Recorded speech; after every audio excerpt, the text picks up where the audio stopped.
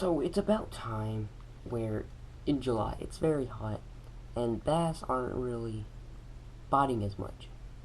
So I'm going to tell you how you can catch more bass in the heat. Now the best thing you're probably going to be able to use is finesse worms like these. Preferably I use these little Zoom white worms. You can get them at Walmart, pretty much any Zoom retailer, they have them everywhere.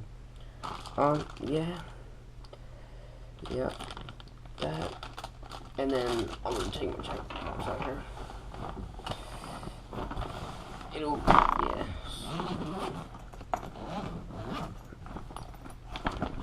Jerk baits, early morning, I'd say 7 through 9 is pretty good. Depends on where you're fishing. If you're gonna fish by bricks and pillars and all that, pretty much good. Any kind of crankbaits too. If it's got that, if it's white with a green under, it's gonna do pretty good. This is an H2O bait. Pretty nice. You can buy it at Academy, or just white plain like these. They work pretty good. Now I'm gonna go with crankbait.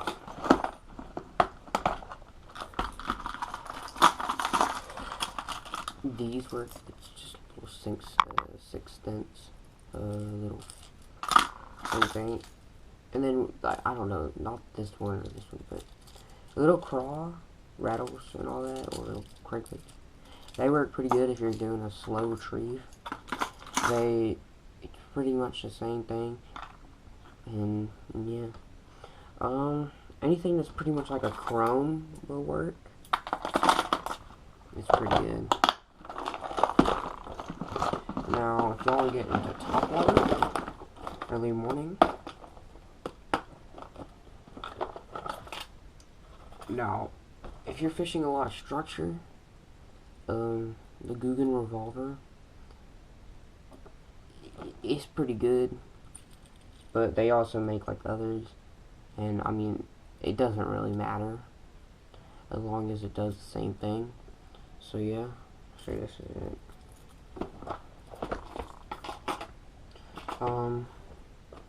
Little walkers. Preferably, I use the Bass Pro Shops one. I mean, I like it. It's pretty good. It works really well. Or the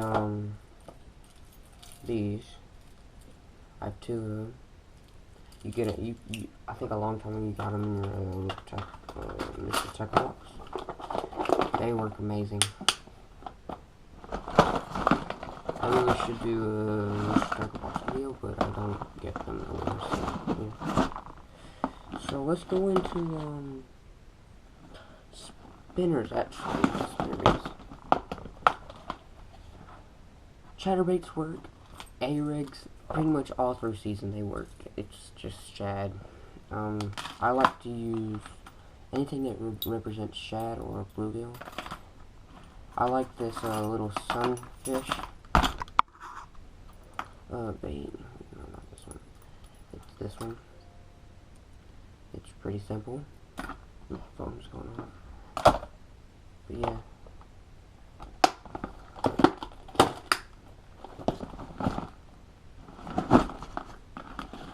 I'm going to name the jigs. Pretty much like that.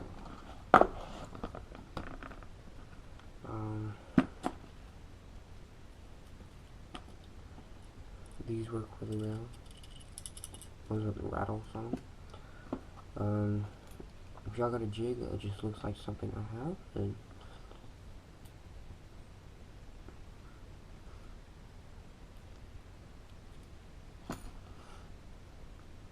I've put a bandito bug on this little jig and it works really well.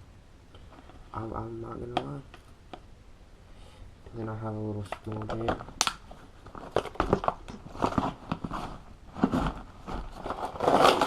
I'm gonna show you some yeah, these work really well. You can Texas rig them, you can Carolina rig them.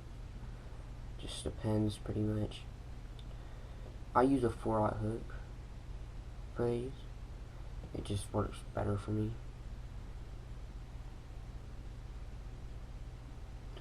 But I'm not going to do that. So what I have, this is probably the best bait that you're not going to get snagged on. It works all the time, and it pretty much works. So here you have a X-Zone little paddle tail crawl. Now me, I just tear the crawl off, paddle tail off, because it's not the same thing as what a fish is going to think. Because these are already going to move either way, it's not going to affect anything. So this is how I read it. Bust me. I'm going to use a Texas rig, but I'm not going to go through the bottom, I'm going to go through the top. You're going to see why. Just like that. Right out the point right there. Thank you to that last video that blew up. It's pretty cool. Just like that. So if you can see that clearly, you're not gonna get a fish. You're not gonna get some. You're gonna get fish, but you're not gonna get snagged on nothing.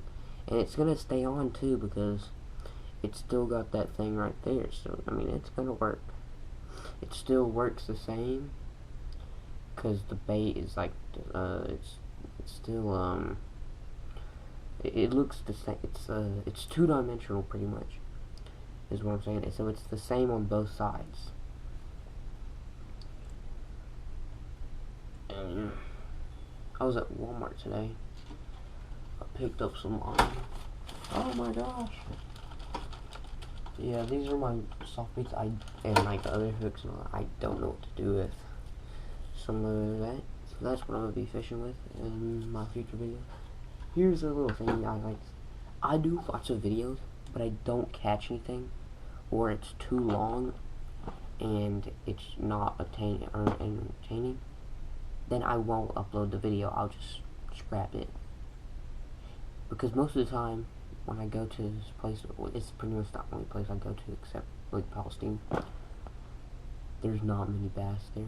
There are, but they're very big. But the main problem is there's too much vegetation. It covers like 60% of it, and so yeah, that's the video.